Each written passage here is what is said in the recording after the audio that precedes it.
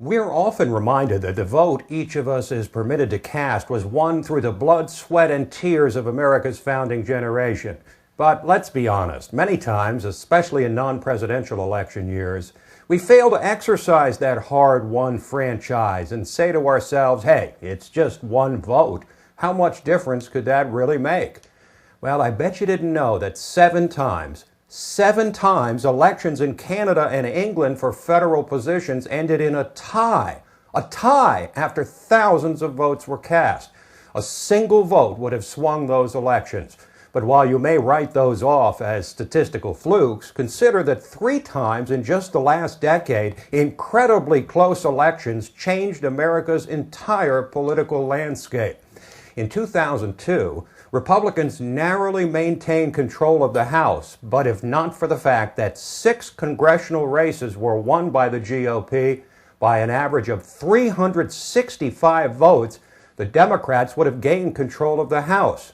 In 2008, Al Franken was elected senator from Minnesota by 312 votes in a state with more than 5 million people. If Franken had lost, the Democrats would not have gained a filibuster-proof 60 seats in the Senate, and much of the legislation passed in the last 2 years could well have been stopped. And of course, lest we forget, in the 2000 presidential election, it all came down to one state, Florida. And after weeks of recounts, George Bush defeated Al Gore there by 537 votes. The entire election decided by 537 votes in a nation of more than 281 million people.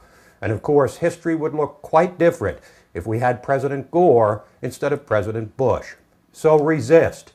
Resist the temptation to sit home on Election Day.